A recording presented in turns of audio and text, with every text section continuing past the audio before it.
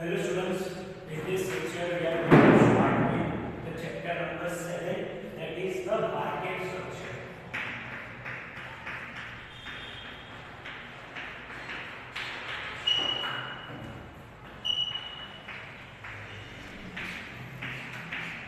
In this chapter we are going to study what are the objectives, the classification of the market.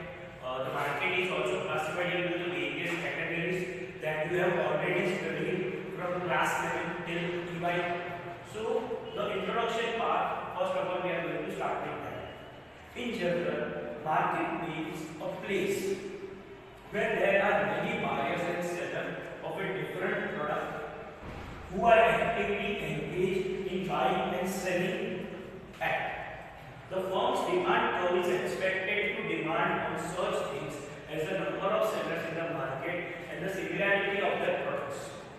These are the aspects of the market structure which may be termed as the characteristics of the market, of the generalization that are likely to influence a firm behavior and performance. In broader sense, face-to-face contact between the buyer and seller is not necessary.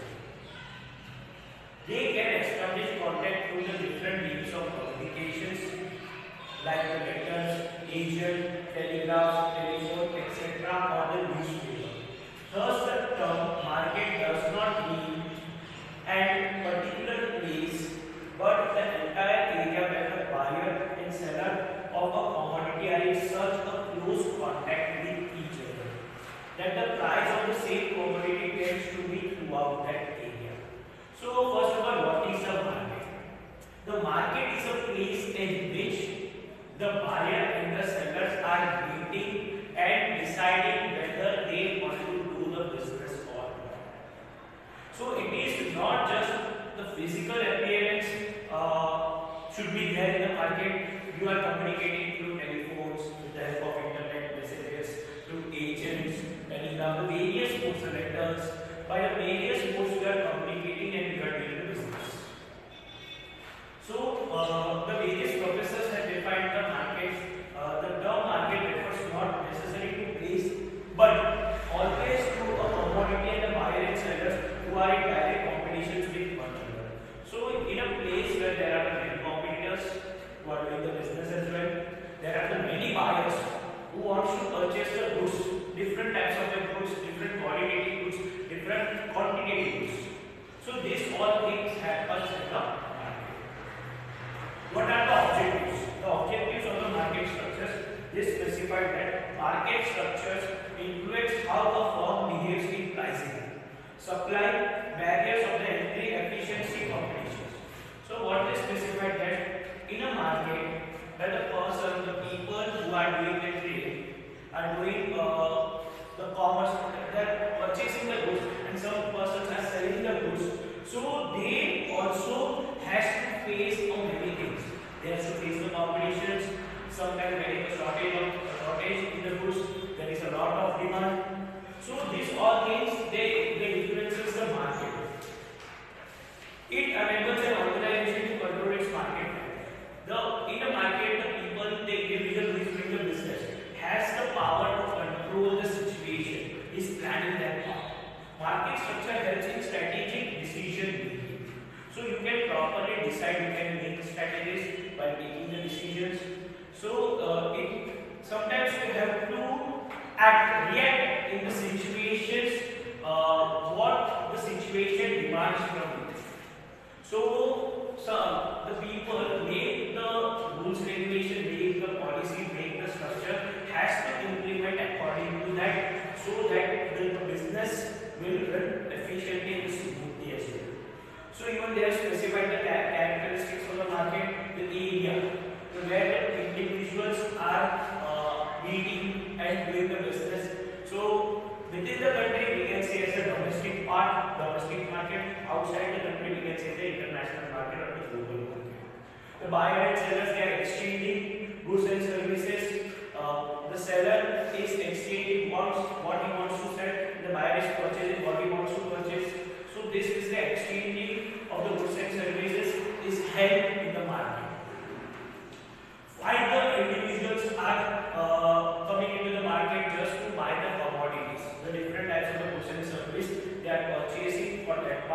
they are coming into the market.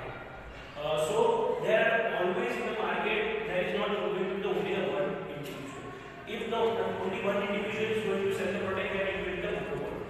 But there are the many competitors who are selling the product at different rates. So it depends upon the seller how he is going to attract the customers or the buyers. So the price, what he is taking the price, what he is charging from the customers, that is also market. These all things are the characteristics of the market. These are the essential part of the market. So now the classification of the market. So classification of the market is divided first on the basis of the area of the origin. The first part is what? On the basis of the area and origin.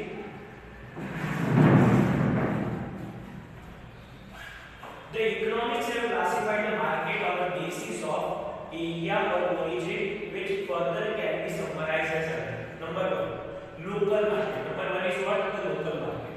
So in local market, if the buyer and sellers of a certain commodity are limited to a certain area or region, then this is called the local market. The perishable goods and the low price goods have the local market as the milk, ghee, handmade fans, baskets, sports, etc. So in a local market, it means in the surrounding. You are getting the product easily from your surrounding, from your locality, from your region.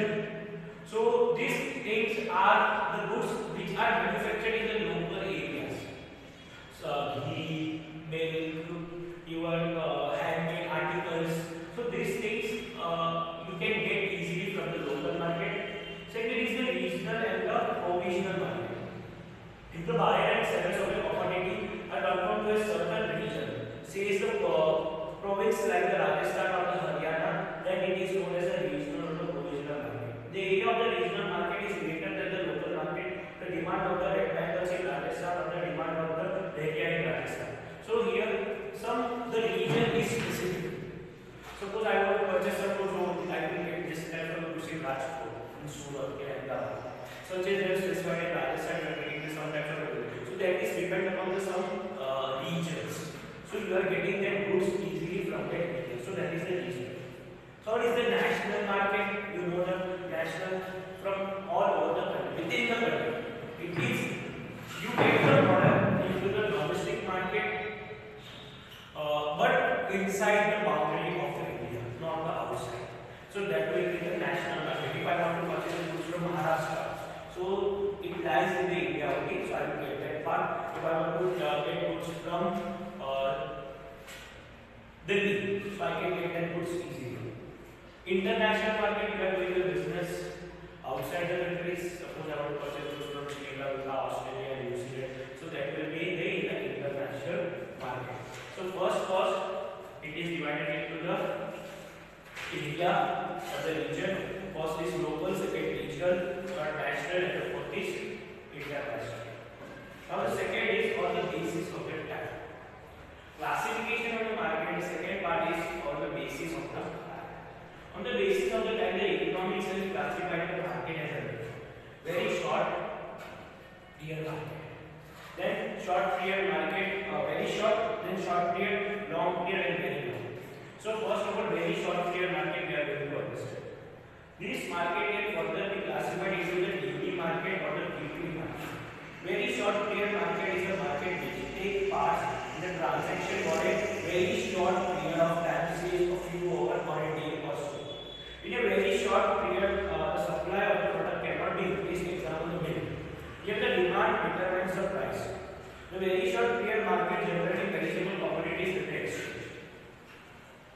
So here the market which is in a market people are doing the business for a short duration, for a short time, within a day, for a few hours, for a week part. So that is for the very short period market. You are getting the perishable goods.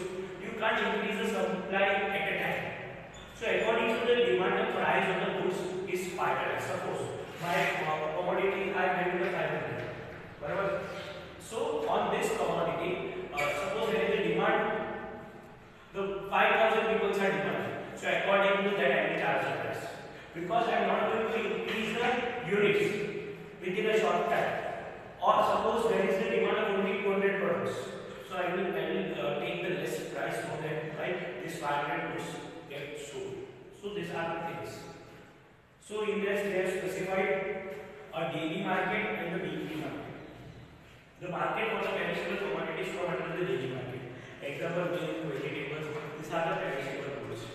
Weekly market, the specific days. They operate on any specific days of the week. It's generally found in those areas which main market as a closed day for a week, say Saturday, Sunday market or the Tuesday market, and whatever case may be according to the closing day of the market. So in this market, we can say that the shops are closed on that part. The many individuals are going to that area and selling their products on the road, on the footpath. So these are on the weekly basis. In some area we can say the Monday market, Wednesday market, Saturday market, Sunday market, like that. Second is the short period market. In this period, a greater than the previous one, it is supply of the product can be increased, but we cannot make any change in the production plan according to the change in the demand. In short period, also the demand side plays a major role in determining the prices of the commodity in plants and machineries. Is not possible from the point of view of the productions. So what they specified in a short period, it is slightly higher than the very short. Though you can increase the supply, but you can't change the production. Suppose I want 500 units, I can arrange my 550, 600. But for that extra part or for the production part, I can't increase the size of that. So this is the very short. Long period market, it is what now you can make the necessary changes regarding your plant and machineries, regarding the equipment, regarding the raw materials. So that is the part for a long. In a very long, you are doing business for a very long duration, you can make changes. You can also provide services to the individuals. You can also do the innovations, creativity part, research part. So this all things happen in the long term. So the four types on the basis of time. Very short, short, long, and medium. So now on the basis of the function, on the basis of what? The function. First, on the basis of the function, the market can be classified into, they are specified here, into the four functions. Mixed or the general market. Second, specialized market. Third, marketing by the samples. And the fourth, marketing by grade. So we are going to understand each point in detail. The first is mixed or the general market. When the different types of the commodities are transacted simultaneously in the market, and it is known as the mixed or the general market. Chandni Chowk market in India. So this is the mixed market. You can get the different types of the commodities, the transaction. If I want to get fruit grades, I can get that. If I want to purchase clothes, I am getting that as well. If I want to purchase some electronic gadgets, I am getting that as well. So this is the mixed or the general market, we can say that. Specialized market, when only one product of any special product is transacted in the market, it is known as a specialized market. In such market, particular things traded with the different brand names of the possibly different types. Bathing soap, what that's sold in the soap market could be Lux, Reloxstar, Lifebuoy, etc. Different types, different brands you can use, but you are getting the similar type of product. If I go to a market where only the electronic products are getting, not a single other thing you are getting, so that will be the market of the electronic gadgets. So that part they have specified. Next is the market by the samples. In such market, firm needs not to show the whole of their products.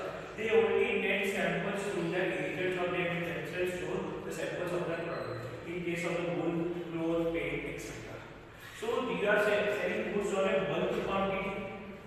So only the agents who are don't have to showcase your whole product over there, because they are going to provide you the large order in future. So you are giving this just samples. So that is the wholesale part. Market by grade. The product is first graded according to its quality, and that fourth for selling is known as the market by grade. Example, in an agricultural product, market the product is graded according to their sold. It is known as the marketing by grade. So what they have specified is the individual is doing the production according to the price. It depends the quality, quantity and all. So you are grading the products. So in this market you are getting the cheapest product, but the quality will be different. In this market you will get the very qualitative product, very good qualitative products, but the price are high. So this is happens. They are not being by the grading part. અહીંયા બહુ સસ્તું મળશે ત્યાં હું મોંઘું કરશું but મોંઘામાં overall તમને quality products પણ મળી શકે છે so this is the difference first next one chapter we are getting the all types product. Second, specialized. Only we are getting this specialized product. Suppose I am talking about the electronics, we are getting only the electronic products by sectors, the wholesale market you can see and by the trading. Now the next part is on the basis of the nature of the commodities. So first is the product basket. What are you? What feeling is regarding the product we are looking at? How you are handling the product? It is sold to the agricultural. The farmers are taking the product, so that type of things only the farmer are doing the process. Second part of the stock part. We get shares, bond, etc. Third is the bullion market, in which the metallic trading, such as the gold, silver. So these all things, these are the different gauge commodity of the product is different. Next is the legality. One is illegal, the second is was illegal. So in legal in the fair market, all the transactions are done under the guidelines government specified by the government. You are paying the proper taxes, properly you are legally scrutinizing the things very well, handling the situation, the terms and conditions specified by the government. And in the illegal market, you are doing the transaction, the government are not approving. The government is not allowing. Certain goods are illegal in our country, and certain goods we are sending to other countries. That country there is also that product is illegal. So that type of a market, suppose in Gujarat, the alcohol is illegal. You can't sell the goods, alcoholic products. The people still they are selling it in this state. That will be the illegal part. If the people is doing so, if they allow, you can do it. If the government is not allowing, you can't do it.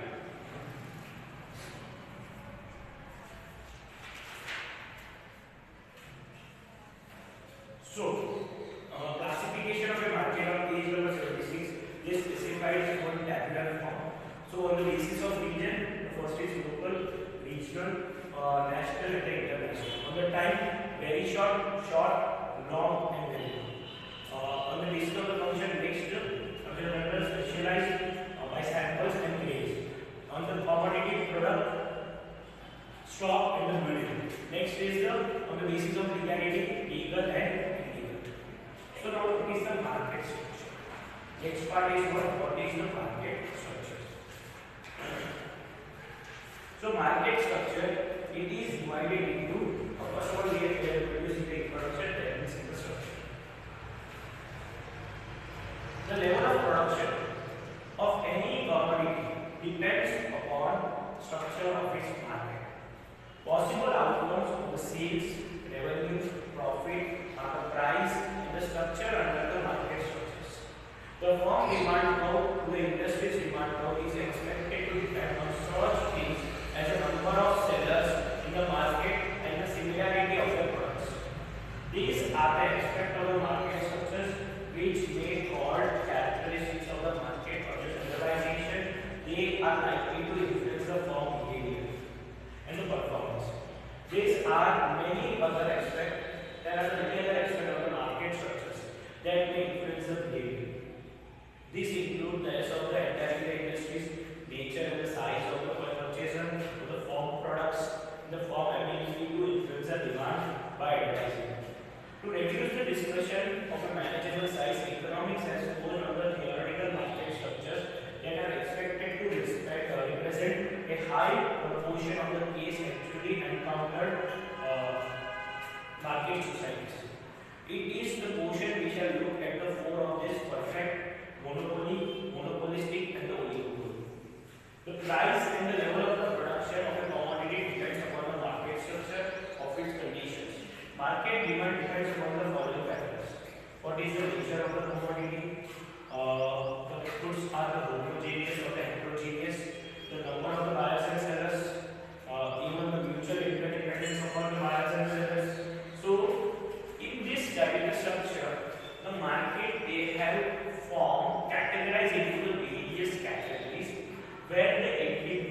individuals are getting the similar type of product, but the individual are getting the we can heterogeneous, a different product. Though the commodity is same, but the methods, the quality, the taste, the preference, the habit, the size, all the things are different.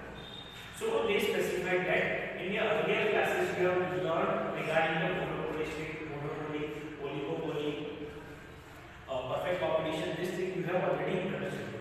So the things are dependent. How the buyers and sellers are dependent on each other, interdependent. What types of the goods the buyer is selling, buyer is purchasing, the seller is selling. Is there any difference in the product the individual is selling in the market? So this all things you are going to understand in this part. So the market structures depend upon the level of the competition. The number of individual sellers, the number of buyers. So depends upon that part. What is the competition in the market? So they have categorized into the three parts. There is perfect competition. Second, monopoly. The third part is the imperfect competition.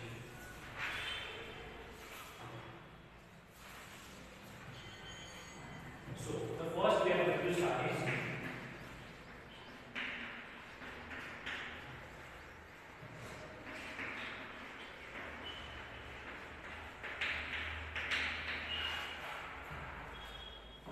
it is the search and market structure where there are a large number of buyer and seller of a homogeneous product and the price of the product is determined by the industry.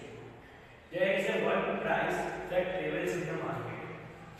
All firms sells the product at a prevailing price. Listen carefully. I am reading it again. It's search and market structures where there are a large number of sellers and the buyers of a homogeneous product.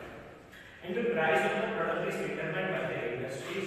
There is one price that prevails in the market. All the firms sells the product at the prevailing price. So in this market, there are the large number of sellers and the large number of buyers.